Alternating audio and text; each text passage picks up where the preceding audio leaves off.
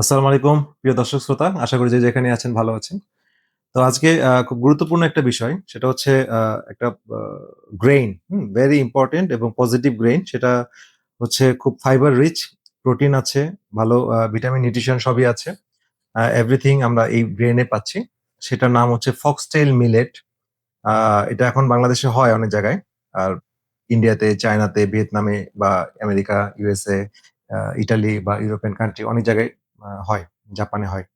তো এই foxtail millet বা বাংলায় আমরা যেটা কাউন চাল নামে চিনি। তো এইটা আমরা আমাদের পেশেন্টদেরকে সাজেস্ট করি। তো আমি জাস্ট আজকে ভিডিওটা এই মেসেজটাই দিব যে কিভাবে এই কাউন চাল থেকে ফার্মেন্টেড ওয়াটার, হ্যাঁ? কিভাবে তৈরি করা যায়। কারণ এই ওয়াটারটার মধ্যে অনেক হাই প্রোবায়োটিক আছে। আমরা প্রোবায়োটিকের উদ্দেশ্যে এটা গ্রহণ করব। তারপরেও এই মিলেটটাকে আবার অন্য প্রসেসে খাওয়া যায় বা অন্যান্য অনেক আইটেম তৈরি করা যায়। ওগুলো নিয়ে আমি পরবর্তীতে ভিডিও তৈরি করব। বা আমার নিউট্রিশনিস্ট এটা তৈরি করবেন। তো আমি জাস্ট আমার পেশেন্টদের উদ্দেশ্যেই বলা। কারণ তারা ভিডিওটা দেখলে বা শুনলে তাদের মনে থাকবে। তো সেটা হচ্ছে এই কাউন চাল, ঠিক আছে? এটা আপনারা সংগ্রহ করবেন। বাজার থেকে সংগ্রহ করতে পারেন। না পেলে আমাদের সাথেও যোগাযোগ করতে পারেন। আপনাদের জন্য আমরা সংগ্রহ করে রাখছি। তো এই কাউন চালটা আ যেটা হচ্ছে আপনারা ১৬ ঘন্টার একটা টাইম, ঠিক আছে? বাংলাদেশের আবহাওয়ায় আমরা মোটামুটি ১৬ ঘন্টার একটা টাইম। আপনারা ১ম এ কি করবেন? যতটুকু কাউন চাল থাকবে, ঠিক আছে? তার ১০০ গুণ পানি যোগ করতে হবে। সেটা আপনার যেকোনো পাত্রে হতে পারে, ঠিক আছে? সেটা আপনার স্টেইনলেস স্টিল পাত্রে হতে পারে, সমস্যা নেই। ধরেন যে আপনার আ ৫ গ্রাম, ঠিক আছে? ৫ গ্রাম আপনার এই কাউন চাল বা ফক্সটেল মিলেট, হ্যাঁ? এটা আপনার ওই পানিতে যদি নেন, আ পাত্রে নেন স্টেইনলেস স্টিলের, তাহলে আপনার ১০০ গুণ মানে ৫০০ এমএল, মানে প্রায় ১/২ লিটার পানি যোগ করতে হবে, ঠিক আছে? অবশ্যই ধুয়ে নিবেন। ধুয়ে ৫০০ লিটার ৫০০ এমএল পানি যোগ করবেন। যোগ করে এই ৫০০ এমএল পানি সহ ওই ৫ গ্রাম ফক্সটেল মিলেট বা কাউন চাল আপনার আ রেখে দিবেন। ঠিক আছে? আপনার পাকঘরে বা রান্নাঘরে রেখে দেন বা টেবিলে রেখে দেন, যেখানে রেখে দেন সমস্যা নেই। আপনি একটা ঢাকনা দিয়ে রেখে দিতে পারেন, খোলাও রাখতে পারেন। তারপরে ৮ ঘন্টা সময় পার হতে মানে পার হবে যখন, তারপরে ওই পাত্রটা সহই, হ্যাঁ? এমন পাত্রে বসাবেন যেন ওই পাত্রটা জাল দেওয়া যায়। ওই পাত্র সহই আপনার চুলাতে দিয়ে দিবেন। ওখানে ৫০০ এমএল পানি থাকবে আর ৫ গ্রামের এই মিলেট থাকবে। মানে রেশিওটা হচ্ছে যতটুকু চাল তার ১০০ গুণ হচ্ছে পানি। রেশিওটা মনে রাখবেন। প্রয়োজনে বাড়াতে পারবেন, কমাইতে পারবেন। রেশিওটা মনে রাখলে সহজ। আমি ৫ গ্রাম আর ৫০০ এমএল দিয়ে বুঝাচ্ছি। তো আপনার ৮ ঘন্টা পরে পানিটা উঠায় দিলেন চুলায়।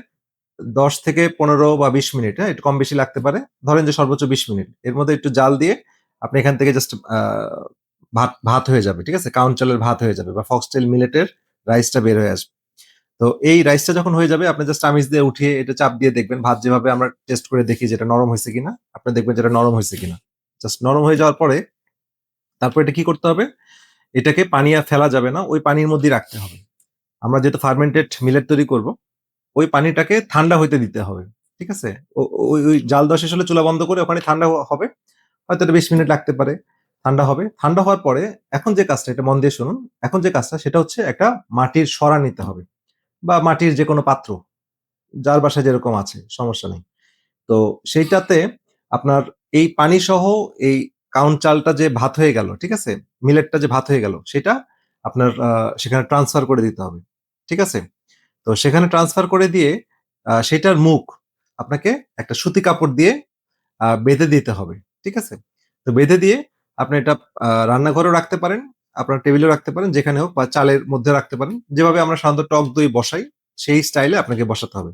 তবে পাত্রটা সেকেন্ড ৮ ঘন্টা মানে ১৬ ঘন্টার প্যাকেজ তো ১ম ৮ ঘন্টা তো আমি বললাম যে স্টেইনলেস স্টিল বা যে অন্য পাত্রে রাখবেন। কিন্তু পরের ৮ ঘন্টা আ আপনার রাখতে হবে মাটির পাত্রে।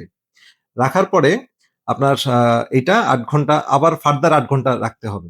ঠিক আছে? ৮ ঘন্টা রাখার পরে আপনি যেটা করবেন সেটা হচ্ছে আ এই চাল থেকে বা ফার্মেন্টেশন এর মাধ্যমে বা বাইরের যে ব্যাকটেরিয়া গুলো আসবে এবং অ্যারোবিক ব্যাকটেরিয়া গুলো এখানে খুব বেশি গ্রো করবে। কারণ মাটির পাত্রে এখানে মাইক্রো যে পোর গুলো আছে সেগুলো দিয়ে বাতাস যাতায়াত করবে। উপর থেকে কাপড় ভেদ করে বাতাস আসবে। বিভিন্ন ব্যাকটেরিয়া, অ্যারোবিক ব্যাকটেরিয়া গ্রো করবে। আর এখানে যে এক্সেলেন্ট ফাইবার আছে, এগুলো নিয়ে আমি পরে একটা ভিডিও তৈরি করব। এত হাই কোয়ালিটি ফাইবার আছে, এই ফাইবার গুলো খেয়ে তারা খুব ভালো মানের ব্যাকটেরিয়া গুলো এখানে থাকবে। এবং এটা বলা হয় যে মানে আ ১৮ ও 1000 স্ট্রেইন এর ব্যাকটেরিয়া আছে। যেটা আমাদের সাধারণত অন্যান্য প্রোবায়োটিক আমরা এত স্ট্রেইন পাই না। ঠিক আছে? তো এবং এটা গবেষণায় দেখা গেছে যে এই মিলেটের ওয়াটার সকালে যদি আমরা খেতে পারি বা দিনে যে কোনো সময় খেতে পারি, খালি পেটে খেতে হবে অবশ্যই। আম তো এটা আমাদের অনেক উপকার হবে। তো এখন হচ্ছে ৮ ঘন্টা পরে যেটা হবে, ৮ ঘন্টা পরে আপনার চালটা মানে ছেঁকে আপনি পানিটা আলাদা করে খাবেন। তাহলে আপনার ৫০০ এমএল পরিবারের ২ জন খেতে পারে বা ৩ জনও খেতে পারে। সাধারণত ১ গ্লাসের মতো খাওয়া উচিত। তাহলে এই হচ্ছে টোটাল প্রসিডিউর। আমার মনে হয় ক্লিয়ার। তারপর যদি কারো কোনো কোয়েশ্চেন থাকে আমাদের কমেন্টে জানাবেন, আমরা অ্যান্সার দিয়ে দিব।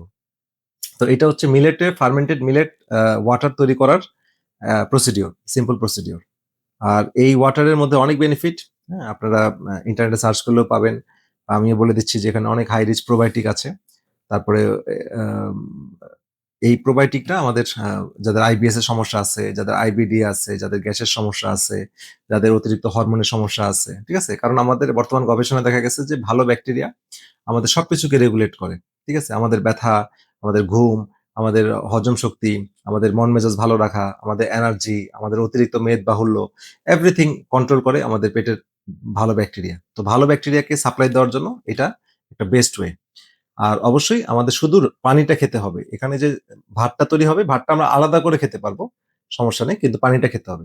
আরেকটা বিষয় ইম্পোর্টেন্ট এখানে হচ্ছে আ যখন আমরা পানিটা খাবো, সেটা খালি পেটে খেতে হবে এবং শুধু পানি খেতে হবে। ঘুম থেকে উঠে কুলি করে খেলে সবচেয়ে ভালো। আর না হলে বিকালেও খেতে পারি। কিন্তু আমার আ খালি পেটে খেতে হবে। খাওয়ার মিনিমাম ১ ঘন্টা আগে খেতে হবে।